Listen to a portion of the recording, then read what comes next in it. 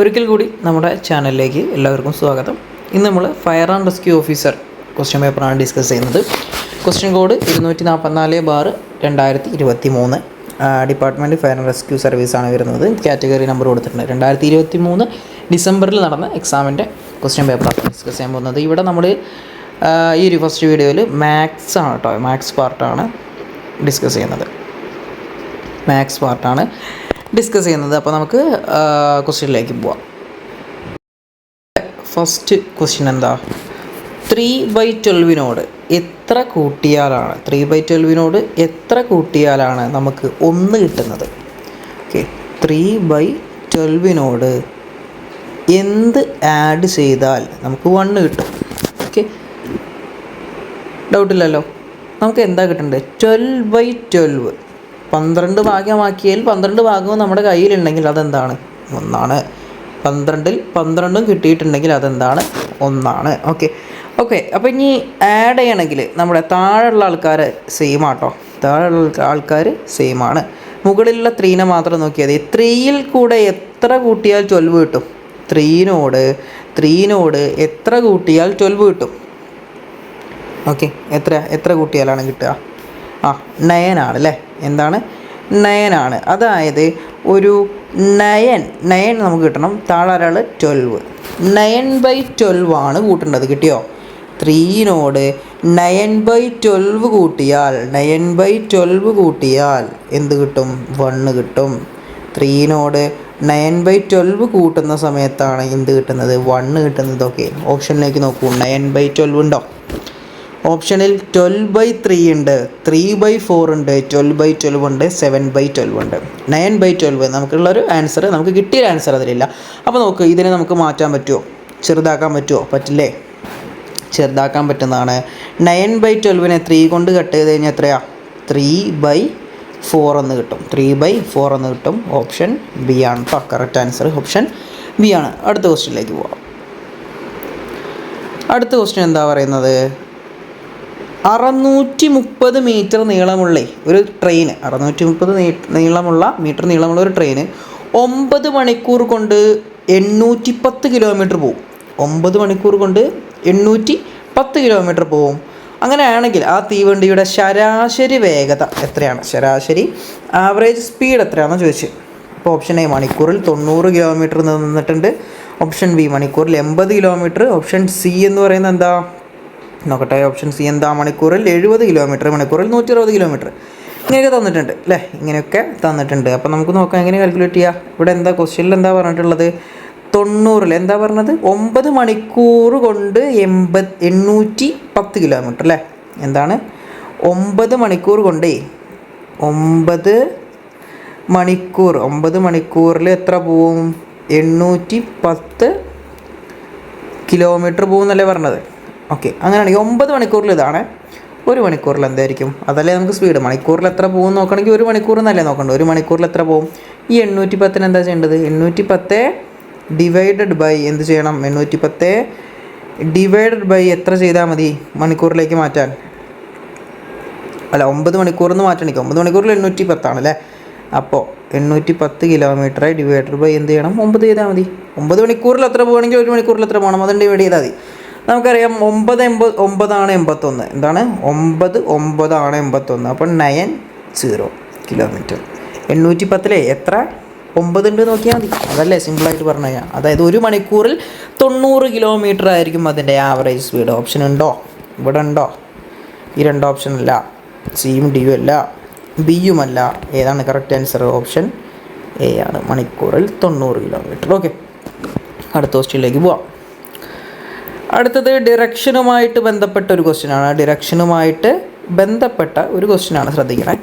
ഒരാൾ 13 മീറ്റർ കിഴക്കോട്ട് നടന്നു. അതിനുശേഷം ഇടത്തോട്ട് 11 മീറ്റർ നടന്നു. വീണ്ടും ഇടത്തോട്ട് 5 മീറ്റർ നടന്നു.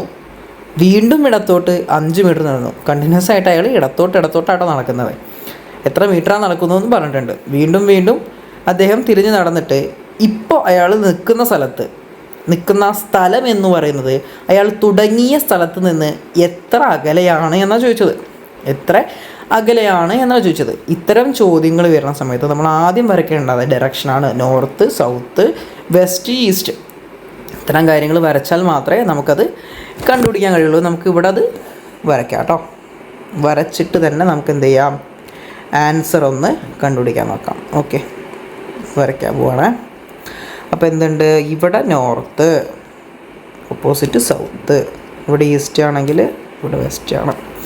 അപ്പോൾ അദ്ദേഹം തുടങ്ങിയ സ്ഥലം എന്ന് പറയുമ്പോൾ നമ്മൾ എവിടെ എടുക്കണം, തുടങ്ങിയ സ്ഥലമായിട്ട് എവിടെ എടുക്കണടാ, തുടങ്ങിയ സ്ഥലമായിട്ട് എപ്പോഴും നമ്മൾ സെൻറ്റർ എടുക്കുക. തുടങ്ങിയ സ്ഥലമായിട്ട് സെൻറ്റർ എടുക്കുക. ഓക്കെ, സെൻറ്റർ എടുത്തു. ഇനി എന്താ പറയുന്നത് നോക്ക്. ഫസ്റ്റ് എന്താ പറയുന്നത്, ഒരാൾ 13 മീറ്റർ കിഴക്കോട്ട് നടന്നു. ഓക്കെ, നമുക്ക് അയാളെ 13 മീറ്റർ കിഴക്കോട്ട് നടത്താം. ഓക്കെ, 13 മീറ്റർ കിഴക്കോട്ട് നടക്കാൻ പോവാം കേട്ടോ. കിഴക്ക് എന്ന് പറഞ്ഞാൽ ഏതാ, കിഴക്ക് എന്ന് പറഞ്ഞാൽ ഈസ്റ്റ് അല്ലേ. ഓക്കെ, 13 കിലോമീറ്റർ ഈസ്റ്റിലേക്ക് നടക്കാൻ പോവാം കേട്ടോ. ഓക്കെ, ഇത്രയും ദൂരമാണ് വിചാരിക്കും. ഈ ദൂരം എന്താണ്, 13 എന്താണ് 13 കിലോമീറ്റർ. കിലോമീറ്റർ അല്ലല്ലോ, മീറ്റർ എന്നല്ലേ പറഞ്ഞു. Okay, 13 metre. ഓക്കെ, അടുത്ത് എന്താ പറഞ്ഞത്, അടുത്ത് പറഞ്ഞെന്താ, അതിനുശേഷം ഇടത്തോട്ട് തിരിഞ്ഞ് 11 മീറ്റർ നടന്നു. ഇടത്തോട്ട് തിരിഞ്ഞിട്ട് 11 മീറ്റർ നടന്നു. ഇതാണ് നിൽക്കുന്ന സ്ഥലം. ഇവിടെ നിന്ന് ഇടത്തോട്ട് നടണമെന്ന് തിരിച്ചാലോചിച്ച് നോക്ക്. ഇവിടെ നിൽക്കുന്ന ഒരാളെ സംബന്ധിച്ച്, ഇവിടെ നിൽക്കുന്ന ഒരാളാട്ടോ, ഇവിടെ നിൽക്കുന്ന ഒരാളാണ്. ഇങ്ങനെ നിൽക്കുന്ന ഒരാളെ ലെഫ്റ്റ് സൈഡ് എന്ന് പറയുന്നത് ഇതല്ലേ, ഇത് അയാളുടെ റൈറ്റ് സൈഡും. ലെഫ്റ്റ് സൈഡ് എന്ന് പറഞ്ഞാൽ മുകളിലേക്ക്, അതായത് നോർത്തിലേക്കാണ് അദ്ദേഹം പോകുന്നത്. നോർത്തിലേക്ക് 11 മീറ്റർ നടന്നു. അപ്പോൾ വരയ്ക്കുമ്പോൾ എങ്ങനെ വരയ്ക്കണം, ഇത്ര നീളം വേണ്ട, കുറച്ച് വരയ്ക്കണം കേട്ടോ. ഒരു കുറച്ച് നമുക്ക് ഏകദേശം ഒരു ഐഡിയ കിട്ടാൻ വേണ്ടിയിട്ടോ ഇങ്ങനെയാണ് പോയത്. അപ്പോൾ ഈ നീളത്തിനേക്കാളും കുറച്ച് കുറവുള്ളൊരു നീളമാണ് ഇവിടെ വരയ്ക്കേണ്ടത്. ഇത് എത്രയാണ്, 11 മീറ്റർ കേട്ടോ. 11 മീറ്ററാണ്. ഓക്കെ, അങ്ങനെയാണെങ്കിൽ അടുത്തത് എന്താ പറയുന്നത്, വീണ്ടും ഇടത്തോട്ട് തിരിഞ്ഞു. അവിടെ നിന്ന് വീണ്ടും ഇടത്തോട്ട് തിരിയുക. അപ്പോൾ ഇങ്ങനെ നിൽക്കുന്ന ഒരാൾ ഇടത്തോട്ട് തിരിയുക എന്ന് പറഞ്ഞാൽ ഏത് ഡയറക്ഷനാണ്, ഇവിടെ നിന്ന് ഇങ്ങോട്ടാട്ടോ തിരിയുന്നത്, ഇടത്തോട്ട് തിരിഞ്ഞിട്ട് 5 മീറ്റർ അദ്ദേഹം നടന്നിട്ടുള്ളൂ. എത്ര മീറ്ററാണ് നടന്നിട്ടുള്ളൂ, 5 മീറ്ററേ നടന്നിട്ടുള്ളൂ. അപ്പോൾ വെറും 5 മീറ്റർ മാത്രമേ അദ്ദേഹം നടന്നിട്ടുള്ളൂ. ഒരു ഇത്ര ഭാഗമാണെന്ന് വിചാരിക്കും, 5 മീറ്റർ ഇത്ര ഭാഗമാണെന്ന് വിചാരിക്കും. Okay, 5 metre. ആദ്യം അയാൾ 13 മീറ്റർ കിഴക്കോട്ട് നടന്നു, പിന്നെ അവിടെ നിന്ന് ഇടത്തോട്ട് 11 മീറ്റർ നടന്നു. വീണ്ടും അയാൾ എന്ത് ചെയ്തു, 5 മീറ്റർ ഇടത്തോട്ട് നടന്നു കേട്ടോ. ഇനി എന്താ ഉണ്ടായേ, തിരിഞ്ഞ് ഇടത്തോട്ട് നടന്നു, 5 മീറ്റർ നടന്നു. അടുത്ത് എന്താ പറയുന്നത്, വീണ്ടും ഇടത്തോട്ട്, അദ്ദേഹം വീണ്ടും ഇടത്തോട്ട് പോയിക്കൊണ്ടിരിക്കുകയാണ്. വീണ്ടും ഇടത്തോട്ട് തിരിഞ്ഞ് 5 മീറ്റർ നടക്കുകയാണ്. ഓക്കെ, നമുക്ക് വരയ്ക്കാം. വീണ്ടും ഇടത്തോട്ട്. അപ്പോൾ ഇങ്ങനെ നിൽക്കുന്ന സ്ഥലത്ത് തിരിച്ച് പിടിച്ചൊന്ന് ആലോചിച്ച് നോക്കുക. ഇങ്ങനെ തിരിച്ച് നിൽക്കുന്ന സ്ഥലത്ത് നിന്ന് ഇടത്തോട്ട് എന്ന് പറഞ്ഞാൽ ഈ ഡയറക്ഷനാണ്. അപ്പോൾ ഈ ഡയറക്ഷൻ, ഈ ഒരു ബോധം വേണം, ഡയറക്ഷൻ എങ്ങോട്ടാണ്, ഏത് സ്ഥലത്തേക്കാണ്, ലെഫ്റ്റ് റൈറ്റ് എന്ന് പറഞ്ഞാൽ ഏതാണെന്ന് അറിഞ്ഞാൽ മാത്രമേ ഇത് സോൾവ് ചെയ്യാൻ പറ്റുള്ളൂ കേട്ടോ. അപ്പോൾ എല്ലാവർക്കും അറിയുന്ന കാര്യങ്ങളാണ്. ലെഫ്റ്റിലേക്ക് എന്ന് പറഞ്ഞാൽ ഇങ്ങോട്ടാണ്, വീണ്ടും 5 മീറ്റർ. അപ്പോൾ ഇവിടെ വരച്ച അതേ ഒരു നീളാട്ടോ അവിടെയും വരയ്ക്കേണ്ടത്. 5 മീറ്റർ നടന്നു. അത്രയാണെന്ന് വിചാരിക്കും. ഏകദേശം നോക്കിയാൽ മതി കേട്ടോ. ഏകദേശം നോക്കിയാൽ മതി. ഒരു 5 മീറ്റർ. ഓക്കെ, ഇതാണ് വിചാരിക്കും. ഓക്കെ ആണോ, 5 മീറ്റർ അദ്ദേഹം നടന്നു. 5 മീറ്റർ ഇവിടെ 5 ആണ്. ഓക്കെ, അങ്ങനെയാണെങ്കിൽ ഇനി ചോദ്യം എന്താ, എങ്കിൽ നടക്കാൻ തുടങ്ങിയ സ്ഥലത്ത് നിന്നും അദ്ദേഹം എത്ര അകലെയാണ്. അപ്പോൾ എത്ര മീറ്റർ അകലെയാണ് എന്നുള്ളതാണ് ചോദ്യം. നടക്കാൻ തുടങ്ങിയ സ്ഥലത്ത് നിന്നും എത്ര മീറ്റർ അകലെ. അപ്പോൾ ഇദ്ദേഹം ഇപ്പോൾ നിൽക്കുന്ന ഈ ഒരു സ്ഥലം ഇവിടെയാണ്. അദ്ദേഹം തുടങ്ങിയത് ഇവിടെ നിന്നാണ്. അതായത് ഇവിടെ നിന്നുള്ള അകലം കാണുന്ന സമയത്ത് എന്ത് ഡിസ്റ്റൻസാണ് കാണേണ്ടത്, ഷോർട്ടസ്റ്റ് ഡിസ്റ്റൻസ് അല്ലേ. ഇപ്പോൾ ഇവിടെ നിന്നുള്ള അകലം എന്താ, ഇങ്ങനെ പോയിട്ട് ഇങ്ങോട്ടുള്ള അകലം കണ്ടൂടെ, ഇങ്ങനെ പോയിട്ട് ഇങ്ങനെയുള്ള അകലം കണ്ടൂടെ, ഇങ്ങനെയുള്ള അകലം കണ്ടൂടെ. അപ്പോൾ എന്താണ് ഷോർട്ടസ്റ്റ് ഡിസ്റ്റൻസാണ്. ഷോർട്ടസ്റ്റ് ഡിസ്റ്റൻസ് എന്ന് പറഞ്ഞാൽ എന്തായിരിക്കും, ഒരു സ്ട്രെയിറ്റ് ലൈൻ ആയിരിക്കും അല്ലേ. ഷോർട്ടസ്റ്റ് ഡിസ്റ്റൻസ് ഇങ്ങനെയുള്ളൊരു ലൈനായിരിക്കും. അപ്പോൾ ആ ലൈനൊന്ന് വരച്ചു തരാം. എന്തായിരിക്കും, ഇവിടെ നിന്ന് ഇങ്ങോട്ടുള്ള ദൂരം, കറക്റ്റ് ഇങ്ങോട്ടുള്ള ദൂരമാണ് നമുക്ക് മെഷർ ചെയ്യേണ്ടത്. ക്ലിയർ ആണോ, ആ ഒരു ദൂരമാണ് നമുക്ക് മെഷർ ചെയ്യേണ്ടത്. ഓക്കെ, അങ്ങനെയാണെങ്കിൽ ഈ ഫിഗറിനെ നമുക്ക് ഇവിടെ നിന്ന് മാറ്റി വരയ്ക്കാം കേട്ടോ. ഈ ഫിഗറിനെ ഇവിടെ നിന്ന് മാറ്റി വരയ്ക്കാൻ പോവുകയാണ്. ഓക്കെ, എങ്ങനെയാണ് വരയ്ക്കുക, ഇങ്ങനെ ഒരാൾ പോയി മുകളിലേക്ക് പോയിട്ട് 5 മീറ്റർ ഇങ്ങനെ നടന്നു. എന്ത് ചെയ്തു, 5 മീറ്റർ ഇങ്ങനെ നടന്നു, വീണ്ടും 5 മീറ്റർ വന്നതാ. ഇങ്ങനെയാട്ടോ ഉള്ളത്. ഇതാണ് നമ്മുടെ ഒരു ഏകദേശ ഫിഗർ എന്ന് പറയുന്നത്. ഇനി ഇങ്ങനെ, ഇതാണ് ഏകദേശ ഫിഗർ. ഇനി ഇതിലേക്ക് നമുക്കൊന്ന് മാർക്ക് ചെയ്യാം. നമുക്ക് നമ്മുടെ കയ്യിലുള്ള മെഷർമെൻറ്റ്സ് ഒന്ന് മാർക്ക് ചെയ്യാം. ഈ ദൂരം, ഇത്രയും ദൂരം എന്ന് പറയുന്നത് 13 മീറ്ററാണ്. ഓക്കെ, അങ്ങനെയാണെങ്കിൽ ഇത്രയും ദൂരം എന്ന് പറയുന്നത് എത്രയാണ്? 11 മീറ്ററാണ്. ഈ ദൂരം എന്ന് പറയുന്നത് 5 മീറ്ററാണ്. ഇങ്ങനെയുള്ള ഈ ഒരു ദൂരം എന്ന് പറയുന്നതും 5 മീറ്ററാണ്. ഡൗട്ടുണ്ടോ? ഡൗട്ടില്ല എന്ന് കരുതുന്നു. അങ്ങനെയാണെങ്കിൽ നിങ്ങളൊന്ന് ഇനി ഇതിൽ നിന്ന് നമുക്ക് കണ്ടെത്തി എഴുതാവുന്ന കാര്യങ്ങൾ എന്തൊക്കെയാണ് എന്ന് പറഞ്ഞേ. കണ്ടെത്തി എഴുതാവുന്ന കാര്യങ്ങൾ എന്തൊക്കെയാണ്? ഈ മീറ്റർ നോക്ക്, ഈ മീറ്റർ ഇങ്ങനെ അയാൾ പോയി 5 മീറ്റർ ആണെങ്കിൽ, ഇങ്ങനെ അയാൾ വന്നു 5 മീറ്റർ ആണെങ്കിൽ ഇതെത്രയായിരിക്കും? വേറെ കളർ എഴുതാം കേട്ടോ. ഇതെത്രയായിരിക്കും? ഇതും 5 മീറ്റർ ആവില്ലേ? ഇതും 5 മീറ്റർ. ഇത് നമ്മുടെ ഫൈൻഡിങ്സ് ആട്ടോ. ഇനി നമ്മൾ ഇങ്ങനൊരു ലൈൻ വരയ്ക്കുക, ഇങ്ങനെ ഒരു ലൈൻ വരയ്ക്കുകയാണ് വിചാരിക്കുക. ഇങ്ങനെ ഒരു ലൈൻ വരയ്ക്കുകയാണെങ്കിൽ ഇത് ടോട്ടൽ 11. ഇത് ടോട്ടൽ 11. ഏത്? ഇത് ടോട്ടൽ 11. ഈ 11ൽ ഇത്ര ഭാഗം 5, ഇത്ര ഭാഗം 5 ആണ്. ഇത്ര ഭാഗം 5 ആണെങ്കിൽ ഈ ഒരു സൈഡ് 5 ആയിരിക്കില്ലേ? ഇത് 5 ആണെങ്കിൽ ഈ സൈഡും 5 അല്ലേ? ഓക്കെ, അങ്ങനെയാണെങ്കിൽ ഇവിടെ എത്രയാണ്? ഇവിടെ 5 മീറ്റർ ആണ്. 5 മീറ്റർ. ബാലൻസ് എത്ര ഉണ്ട്? ബാലൻസ് എത്ര ഉണ്ട്? അതായത് ഈ ഒരു സൈഡ് ഇത്രയും ഭാഗം എത്ര ഉണ്ട്? ഇത്രയും ഒരു ഭാഗം എത്ര ഉണ്ട് ഒന്ന് പറഞ്ഞേ. അതെത്രയാ? 11ൽ നിന്ന് 5 കുറച്ചു. 11ൽ നിന്ന് 5 കുറച്ചു. എത്ര കിട്ടിയത്? 6 എന്ന് കിട്ടി. 6 മീറ്റർ എന്ന് കിട്ടി. കുഴപ്പമുണ്ടോ? അവിടെ 6 മീറ്റർ ആണ്. അങ്ങനെയാണ് ഈ അടുത്ത മെഷർമെൻറ്റ് നമുക്ക് ഇവിടെ 5 മീറ്റർ ഉണ്ട് അല്ലേ? ഇവിടെ 5 മീറ്റർ ഉണ്ട്, ഇവിടെ 5 മീറ്റർ ഉണ്ട്, ഇവിടെ 5 മീറ്റർ ഉണ്ട്. അങ്ങനെയാണെങ്കിൽ ഇവിടെ എത്രയായിരിക്കും? ഈ ഒരു ഭാഗത്ത് എത്രയായിരിക്കും? ഈ ഒരു ഭാഗത്തും 5 മീറ്റർ ആയിരിക്കും. ഈ ഒരു ഭാഗത്തും 5 മീറ്റർ ആയിരിക്കും. അങ്ങനെയാണെങ്കിൽ നമുക്ക് അടുത്തത് കിട്ടി. അടുത്ത സാധനം അൺലോക്ക് ആയി. എന്താണ്? ഇത് മൊത്തം 13. അങ്ങനെയാണെങ്കിൽ ഇത്ര ഭാഗം 5 ആണ്. ഇത്ര ഭാഗം 5 ആണ്. 13ൽ നിന്ന് 5 കുറച്ച് കഴിഞ്ഞാൽ ബാക്കി ഈ ഒരു ഭാഗം എത്രയാണ്? ഈ ഒരു ഭാഗം എത്രയാണ്? ആ ഒരു ഭാഗം എത്ര കിട്ടുന്നത്? ആ ഒരു ഭാഗം നമുക്ക് പറയൂ, എത്ര കിട്ടുന്നത്? ആ ഒരു ഭാഗം നമുക്ക് 8 എന്ന് കിട്ടും. ഇനി ഇവിടെ നോക്ക്, ഈ ഒരു ഭാഗം 6 മീറ്റർ ആണെങ്കിൽ ഇവിടെ എത്രയാ? ഇവിടെയും 6 മീറ്റർ ആയിരിക്കും. ഇവിടെയും 6 മീറ്റർ ആയിരിക്കും. 6. ഓക്കെ, ഇപ്പം എന്തായി? ഇങ്ങനൊരു ഫിഗറിനെ നമ്മളിതാ ഈ രീതിയിൽ മാറ്റി കട്ട് ചെയ്ത് എഴുതി. ഇതൊക്കെ സിമ്പിളായിട്ട് കിട്ടുന്ന കേട്ടോ. നമ്മളൊന്ന് എക്സ്പ്ലെയിൻ ചെയ്ത് പറഞ്ഞു എന്ന് മാത്രമേ ഉള്ളൂ. സിമ്പിളായിട്ട് ഏതൊരാൾക്കും കിട്ടാവുന്നതേ ഉള്ളൂ. അപ്പോൾ അങ്ങനെയാണെങ്കിൽ ഇപ്പോൾ എല്ലാം കഴിഞ്ഞിട്ട് നമ്മുടെ കയ്യിലുള്ളത് ഒരു റൈറ്റ് ആംഗിൾഡ് ട്രയാങ്കിളാണ്. എന്താണ്? റൈറ്റ് ആംഗിൾഡ് ട്രയാങ്കിളാണ്, അല്ലെങ്കിൽ ഒരു മട്ട ത്രികോണമാണ്. ഓക്കെ, ഈ മട്ട ത്രികോണത്തിൻ്റെ കേസിൽ മെഷർമെൻറ്റ് കാര്യങ്ങളൊക്കെ താഴെ തന്നിട്ടുണ്ട്. 8 ആണ്, ഇത് 6 ആണ്. നമുക്ക് കണ്ടുപിടിക്കേണ്ടത് ഈ ഒരു സാധനം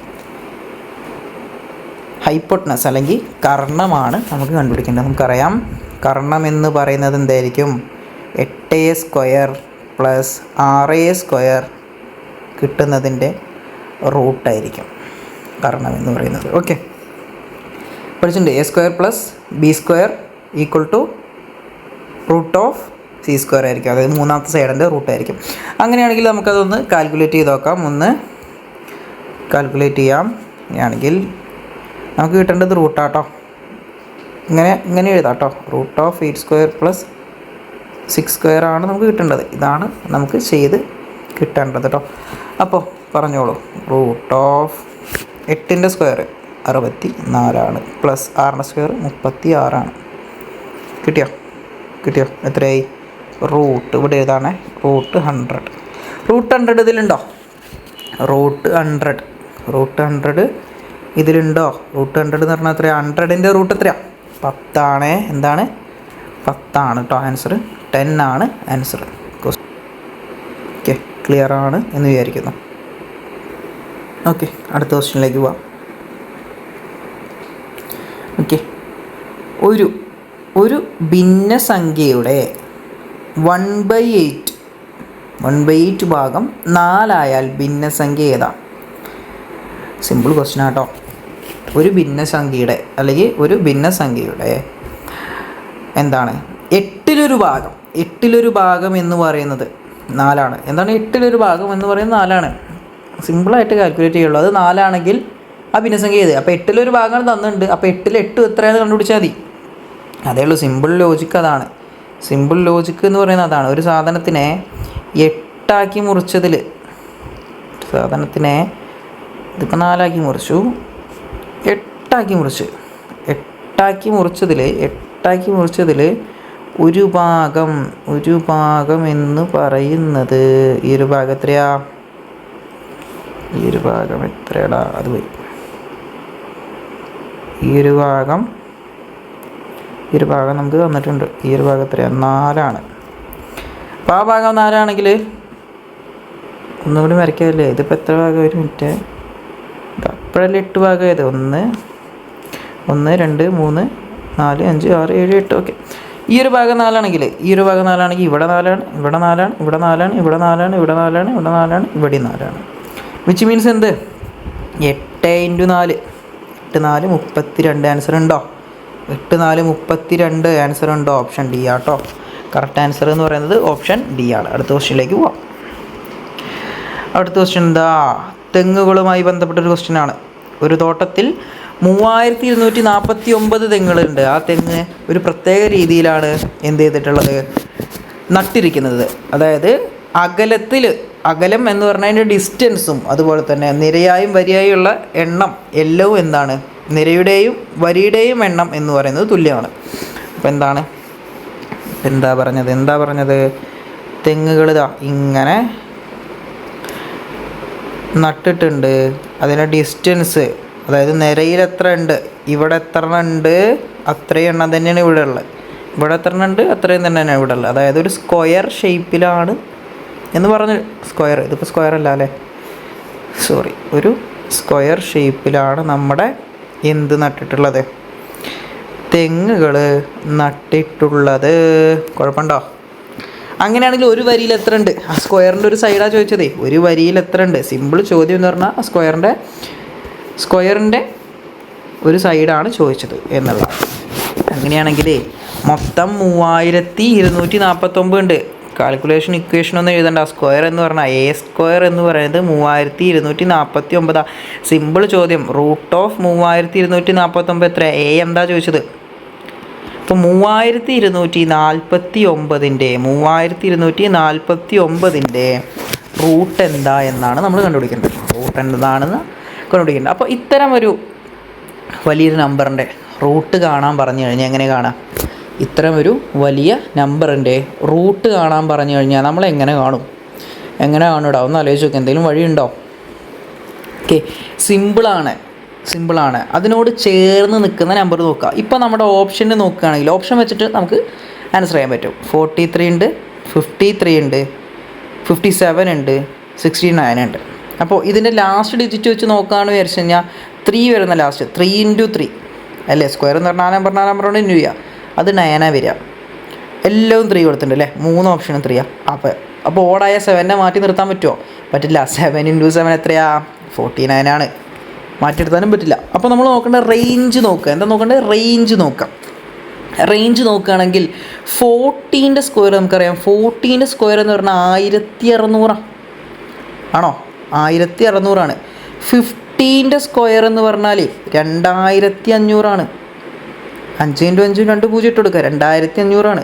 റേഞ്ച് നോക്ക്. എന്താ നോക്കേണ്ടത്? റേഞ്ച് നോക്ക്. ഓക്കെ, അപ്പോൾ നമുക്കിവിടെ ഉള്ളതാരാ? ഇവിടെ ഉള്ളത് 3249. 3249ആണുള്ളത്. റേഞ്ച് നോക്കുന്ന സമയത്ത് നമുക്കൊരു കാര്യം മനസ്സിലായി. 2500 ഇവിടെ ഉണ്ട് കേട്ടോ. 2500 ഉണ്ട്.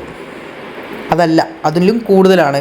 അങ്ങനെയാണെങ്കിൽ ഇനി ഇവിടെ നോക്ക്, 40 ഉണ്ട്, 50 ഉണ്ട്, ഇനി ഒരു 60ൻ്റെ കൂടി നോക്കാം. 60ൻ്റെ നോക്കുന്ന സമയത്ത് എത്രയായി? 60ൻ്റെ സ്ക്വയർ എത്രയാ? അത് 3600 ആണ്. എത്രയാണ്? 3600 ആണ്. 3600 ആണ്. 60ൻ്റെ സ്ക്വയർ എന്ന് പറയുന്നത് 3600 ആണ്. ഓക്കെ, ക്ലിയർ ആയോ? ഇതെന്തിൻ്റെ സ്ക്വയറാണ്? 50ൻ്റെ സ്ക്വയറാണ്. ഇതെന്താണ്? 60ൻ്റെ സ്ക്വയറാണ്. വിച്ച് മീൻസ് ഇതിൻ്റെ ഇടയ്ക്കാണ് നമ്മുടെ ആൾ.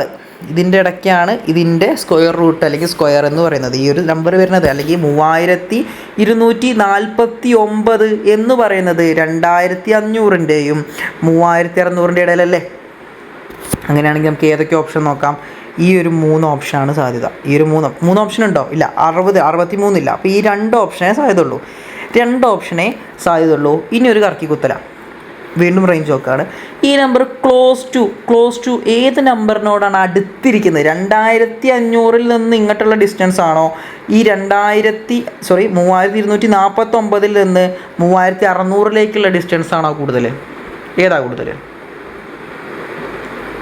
ഓക്കെ, ഇവിടെ നിന്ന് ഇങ്ങോട്ടുള്ള ഡിസ്റ്റൻസ് അല്ലേ കൂടുതൽ. അപ്പോൾ ഷോർട്ട് ഡിസ്റ്റൻസ് ഏതാ? ഓക്കെ, ഈ ഒരു ഡിസ്റ്റൻസ് അല്ലേ. വിച്ച് മീൻസ് ഇത് അതായത് 60-നോട് അടുത്ത് നിൽക്കുന്നത് 53 ആണോ 57 ആണോ? 53 ആണോ 57 ആണോ? 60-നോട് അടുത്ത് നിൽക്കുന്നത് 57 ആണ്. അപ്പോൾ 57 സ്ക്വയർ ആട്ടോ. ഇനി നിങ്ങൾക്ക് വേണമെങ്കിൽ ഒന്ന് എന്ത് ചെയ്യാം, ഇൻറ്റു ചെയ്ത് നോക്കാം. 57 × 57 ഒന്ന് ചെയ്ത് നോക്കാം, ആൻസർ കിട്ടുന്നുണ്ടോ നോക്കാം. അപ്പോൾ ഓക്കെ, അടുത്ത ക്വസ്റ്റ്യനിലേക്ക് പോവാം. ഓക്കെ അല്ലേ? ഒരു സംഖ്യയുടെ 4 മടങ്ങും 6 മടങ്ങും കൂട്ടിയപ്പോൾ 10 കിട്ടി. 100 കിട്ടി എങ്കിൽ സംഖ്യയുടെ 3 മടങ്ങ് എന്ത്? എഴുതിക്കോ. അറിയാത്ത സംഖ്യ എക്സ് ആണ്. എക്സ് എന്ന സംഖ്യയുടെ 4 ടൈംസ് ഓഫ് എക്സ് എന്ന് പറയുന്നത് 4x അല്ലേ? ആണ്. അങ്ങനെയാണെങ്കിൽ എക്സിൻ്റെ അടുത്തെന്താ പറഞ്ഞാൽ 6 മടങ്ങ് 6 ടൈംസ് എന്ന് പറയുന്നത് എത്രയാ? 6ൻ്റെ 6 ടൈംസ് എന്ന് പറയുന്നത് 6x അല്ലേ? പിന്നെ എന്താ ചോദിച്ചാൽ 2 കൂടി കൂട്ടിയപ്പോൾ 2 കൂടി കൂടുക എന്ന് പറഞ്ഞാൽ എത്രയാ? 4x + 6x = 10x അല്ലേ? അതെത്രയാന്ന് തന്നിട്ടുണ്ട്? 10x എന്ന് പറയുന്നത് 100 ആണ് തന്നിട്ടുണ്ട്. 10x എന്ന് പറയുന്നത് കളർ മാറ്റാം അല്ലേ? കാണുന്നില്ല. ഓക്കെ, 10x എന്ന് പറയണതേ 10x = 100 ആണെങ്കിൽ എക്സ് എത്രയാണെന്ന് പറഞ്ഞേ?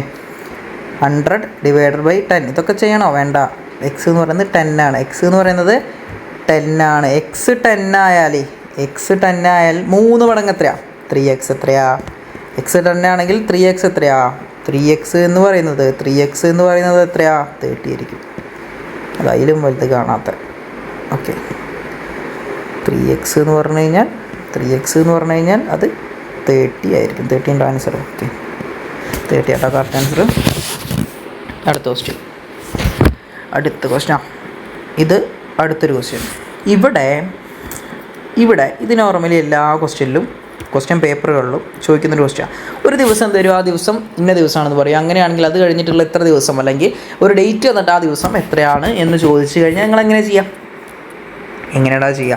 സിമ്പിളല്ലേ. അത് കഴിഞ്ഞ് എത്ര ദിവസം ഉണ്ടെന്ന് എണ്ണുക, അതിനെ എന്ത് ചെയ്യുക? 7 കൊണ്ട് ഡിവൈഡ് ചെയ്യുക. ക്വസ്റ്റ്യൻസൊക്കെ നമ്മൾ ഡിസ്കസ് ചെയ്താട്ടോ മുന്നേ. 7 കൊണ്ട് ഡിവൈഡ് ചെയ്ത് കഴിഞ്ഞാൽ നമുക്ക് കിട്ടുന്നതാണ്. ഇപ്പോൾ ഇവിടെ പറഞ്ഞിട്ടുണ്ട് ആഗസ്റ്റ് 1 ചൊവ്വയാണ്.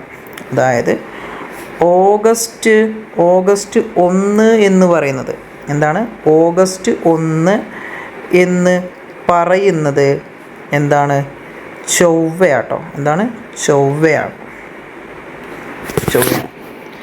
അങ്ങനെയാണെങ്കിൽ ഞാൻ ചോദിക്കട്ടെ, നവംബർ 30 വെച്ചപ്പോൾ കുറച്ച് അധികം ദിവസങ്ങൾ കഴിഞ്ഞിട്ടുള്ള ഒരു ഡേറ്റാണ് ചോദിച്ചത്. നവംബർ 30 ആണ് ചോദിച്ചിട്ടുള്ളത്. നവംബർ 30 ആണ് നമ്മളോട് ചോദിച്ചിട്ടുള്ളത്. ഓക്കെ, സിമ്പിളായിട്ട് ഇതിൻ്റെ ഇടയ്ക്ക് എത്ര ആൾക്കാരുണ്ട് നോക്കിയാൽ മതി. ഇതിൻ്റെ ഇടയ്ക്ക് എത്ര ആളുകളുണ്ട് എന്നുള്ളത് നോക്കിയാൽ മതി. നമുക്കൊന്ന് കാൽക്കുലേറ്റ് ചെയ്യാം കേട്ടോ. അതായത് ഓഗസ്റ്റ് ഇവിടെ എഴുതാം. ഓഗസ്റ്റ് 1 മുതൽ ഓഗസ്റ്റ് 30 എത്ര ഉണ്ട്? 31 ആണോ 30 ആണോ? ഓഗസ്റ്റ് 31 വരെ കേട്ടോ. മൊത്തം എത്ര ഡേയ്സ് ഉണ്ട്? 30 ഉണ്ട് അല്ലേ? 1-ാം തീയതി തൊട്ടിട്ടേ 1-ാം തീയതി കഴിഞ്ഞിട്ടുള്ള നോക്കണ്ട്.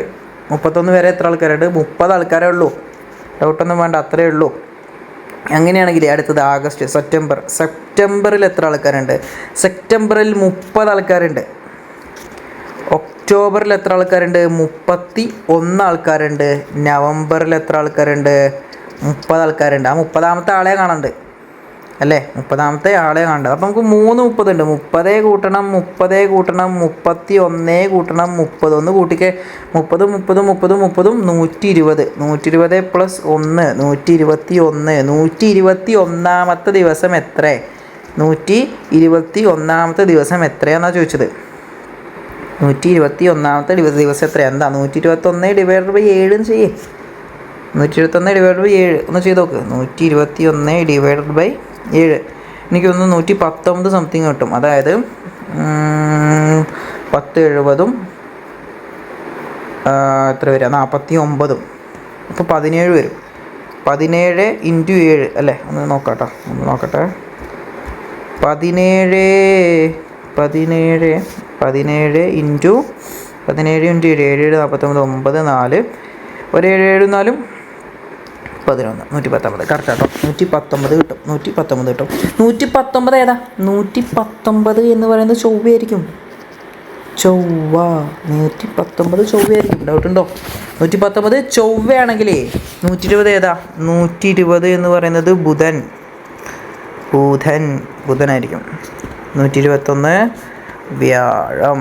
ഇതാണ് വ്യാഴം. വ്യാഴം ഉണ്ടോ? ഉണ്ട്. ഓപ്ഷൻ ഡി ആട്ടോ കറക്റ്റ് ആൻസർ. അടുത്ത ക്വസ്റ്റ്യനിലേക്ക് പോവാം. ഓക്കെ, അടുത്തത് ബാങ്കും പലിശയുമായി ബന്ധപ്പെട്ട ചോദ്യം. അപ്പോൾ ഇതേ ക്വസ്റ്റ്യൻസും ഇതേ പാറ്റേൺ ക്വസ്റ്റ്യൻസും നമ്മുടെ സിവിൽ എക്സൈസ് ഓഫീസറിൻ്റെ മാത്സ് ക്വസ്റ്റ്യൻ പേപ്പറിൽ ഏകദേശം സിലബസും കാര്യങ്ങളൊക്കെ സെയിം ആണ് കേട്ടോ. അതിലും ഇത്തരത്തിലുള്ള ക്വസ്റ്റ്യൻ ആവർത്തിച്ച് വരുന്നുണ്ട് എന്നാണ് ഞാൻ പറയാൻ ഉദ്ദേശിച്ചത്. ഓക്കെ, ക്ലിയർ ആണെന്ന് വിചാരിക്കുന്നു. അടുത്ത ക്വസ്റ്റ്യൻ നോക്കാം. ഒരാൾ 587 എന്തൊരു കണക്കാല്ലേ, 587 രൂപ സാധാരണ പലിശ സിമ്പിൾ ഇൻട്രസ്റ്റിൽ കണക്കാക്കുന്ന ബാങ്കിൽ നിക്ഷേപിച്ചു. അത് നിക്ഷേപിക്കുകയാണ്. 5 വർഷം പൂർത്തിയായപ്പോൾ പലിശയും മുതലും തുല്യമായി എത്രയാണോ അദ്ദേഹം നിക്ഷേപിച്ചത് അതുതന്നെയായി അദ്ദേഹത്തിൻ്റെ ഇൻട്രസ്റ്റ്. എങ്കിൽ 100 രൂപ ഒരു വർഷത്തേക്ക് അദ്ദേഹം നിക്ഷേപിച്ചാൽ 100 രൂപ ഒരു വർഷത്തേക്ക് നിക്ഷേപിച്ചാൽ ലഭിക്കുന്ന പലിശ എത്ര? ഇൻട്രസ്റ്റ് എത്രയാ? ഫസ്റ്റ് തന്ന 2 പാർട്ടാക്കിയിട്ട് നമുക്ക് ഇതിനെടുക്കാം. ഫസ്റ്റ് തന്ന പാർട്ടിൽ 587 രൂപ നിക്ഷേപിച്ചു. എത്ര കൊല്ലത്തേക്കാണ്? 5 കൊല്ലത്തേക്ക്. എത്ര കൊല്ലത്തേക്കാണ്? 5 കൊല്ലത്തേക്ക്. 5 കൊല്ലം കഴിഞ്ഞ സമയത്ത് അദ്ദേഹത്തിന് 587 രൂപ തന്നെ കിട്ടി. ഇൻട്രസ്റ്റ് എത്ര തന്നെ കിട്ടി? ഇൻട്രസ്റ്റ് തന്നെ പറയാം 6 റേറ്റ് ഓഫ് ഇൻട്രസ്റ്റ്. ഓക്കെ, അങ്ങനെ റേറ്റ് ഓഫ് ഇൻട്രസ്റ്റ് എത്രയാണ്? അതായത് 5 കൊല്ലം കഴിഞ്ഞ സമയത്ത് അദ്ദേഹം മുടക്കിയ പൈസ തന്നെ അല്ലെങ്കിൽ നിക്ഷേപിച്ച പൈസ തന്നെ കിട്ടിയെന്ന് പറഞ്ഞാൽ 5 ഇയേഴ്സ് കഴിഞ്ഞ സമയത്ത് 100% ആയിരുന്നു അദ്ദേഹത്തിൻ്റെ പ്രോഫിറ്റ് എന്നല്ല, അദ്ദേഹത്തിന് കിട്ടിയ ഇൻട്രസ്റ്റ് 100% ആണ് 5 കൊല്ലത്തിന്. അങ്ങനെയാണെങ്കിൽ 1 കൊല്ലത്തിന് എത്രയാണ്? 1 ഇയറിനെ സംബന്ധിച്ച് 100/5 നമുക്കറിയാം, സിമ്പിളാണ്, 20%. 1 കൊല്ലത്തിന് 20%. അപ്പോൾ ഇനി അടുത്ത ഭാഗം എന്താ? ക്വസ്റ്റ്യൻ്റെ അടുത്ത ഭാഗം എന്താ? ക്വസ്റ്റ്യൻ എന്താ ചോദിച്ചത്? എങ്കിൽ 100 രൂപ ഒരു വർഷത്തേക്ക് നിക്ഷേപിച്ചാൽ 100 രൂപ നിക്ഷേപിച്ചാൽ ലഭിക്കുന്ന പലിശ എത്രയാണ്? 100 രൂപ നിക്ഷേപിച്ചാൽ എന്താ? 100 ഇട്ടതേ. 100 രൂപ നിക്ഷേപിച്ചു. 100 രൂപ ഇട്ട് കഴിഞ്ഞാൽ 100 രൂപയുടെ 20% എത്രയാ? 20% എത്രയാ? കണ്ടുപിടിക്കാൻ എന്തെങ്കിലും ഗതികേടുണ്ടോ? 20 അല്ലേ? 20 പറഞ്ഞ ഓപ്ഷൻ ഉണ്ടോ? ഉണ്ട്. ഓപ്ഷൻ സി ആട്ടോ.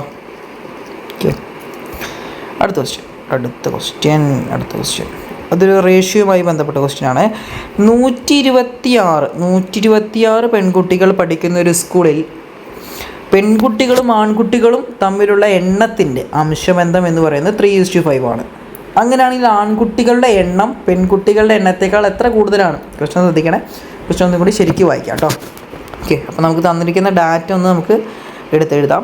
ടോട്ടൽ എത്ര ആൾക്കാരുണ്ട്? ടോട്ടൽ 120 ആൾക്കാരാണ്. 126 ഗേൾസ് ഉണ്ട് അല്ലേ? 126 ഗേൾസ് ഉണ്ട്. ഇനി പറഞ്ഞിട്ട് എന്താ? ഗേൾസും ബോയ്സും തമ്മിലുള്ള അംശബന്ധം G:B എന്ന് പറയുന്നത് എത്രയാണ്? 3:5 ആണ്. ഇനി ചോദിച്ചത് ആൺകുട്ടികളുടെ എണ്ണം കണ്ടുപിടിക്കണം. എന്നിട്ടാണ് നമുക്ക് എത്ര ആൺകുട്ടികളാണ് കൂടുതലുള്ളത് പെൺകുട്ടികളെ എണ്ണത്തിനേക്കാൾ എന്ന് കണ്ടുപിടിക്കാൻ പറ്റുള്ളൂ. അപ്പോൾ G:B നോക്കാം. ഓക്കെ, ഇതിൽ = 126:x എന്നെടുക്കാം. കുഴപ്പമുണ്ടോ?